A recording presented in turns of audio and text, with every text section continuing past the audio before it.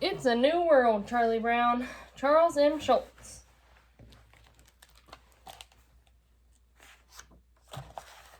Let's get this pilgrim party started. It's a New World, Charlie Brown. Peanuts created by Charles M. Schulz. Written by Tracy Stratford. Illustrated by Tom Brannan. What did you pack in here, Charlie Brown asked Sally. Your backpack weighs a ton. Just a few things for camp, Sally replied. Woo-hoo! Camp New World, here we come, said Lucy. The kids were going on a field trip to see what life was like when the settlers came to America. You know things were different back then, right? Charlie Brown asked. He was always worrying about his little sister. I'll be fine, Sally assured him, as long as I get to watch TV. The boys had big ideas for all the cool things they were going to do at Camp New World. I'm going to find a nice little pond and go fishing, Linus decided. Charlie Brown hoped to find a big bird like the one the Pilgrims caught. Arriving at Camp New World, Lucy said, I'm going to help the settlers with their style and fashion. Their clothes are so boring. I want to play in the garden and pick pretty flowers, Sally said. Peppermint Patty wanted to do a little candle making. Let's try pottery too, Marcy said. Everyone was excited to get started, but first they had to change into colonial clothes. It took the girls a little longer, all those layers and so many buttons. Did someone forget to tell the settlers about jeans? Peppermint Patty asked. How did they play baseball in this get-up? Do you guys think you could play baseball wearing these kind of clothes? Everyone ready to get this pilgrim party started? Franklin teased. Linus said one of the first things they did was make an agreement to all work together. They called it the Mayflower Compact. Don't get Linus started on history stuff, Lucy groaned. That agreement sounds great, said Charlie Brown. One for all and all for one, they cheered.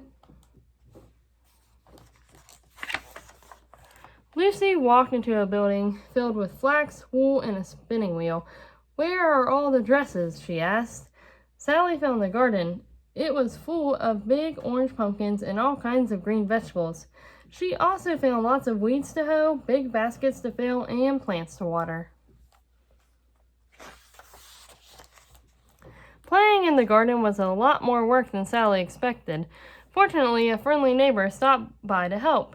He was dressed differently, but he sure knew his way around the garden. Is that Squanto in the garden with Sally? Linus was amazed. The Pilgrims might have starved without his help growing crops. Charlie Brown's big bird chase was on. What will you do if you catch it, Charlie Brown? Linus shouted. I'm not sure, Charlie Brown yelled back. Gobble, gobble. Meanwhile, the fish were jumping. If only Linus could figure out how to catch one. He only had a worm, a stick, a string, and a hook. His friends were counting on fresh fish for dinner. Is this what our fishing poles look like, or do they look different now? Peppermint Patty had planned to make a nice candle for Marcy's birthday, but she found herself making many candles out of hot wax. All the campers would be sitting in the dark tonight if she didn't make enough. Marcy said, no one told us that pilgrims had to make their own dishes. Thank goodness Squanto and the Wampanoags will share their pots with us. Meanwhile, Franklin learned how to make soap.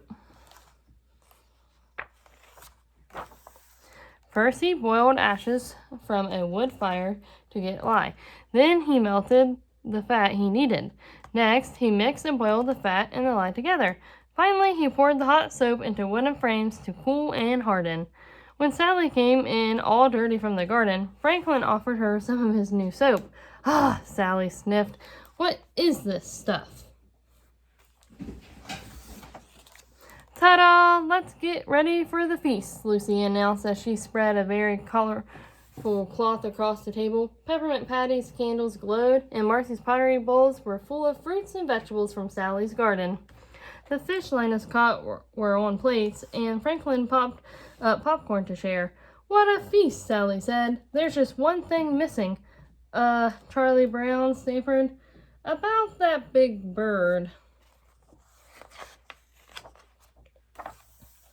Let us all give thanks as the early settlers did, Linus exclaimed.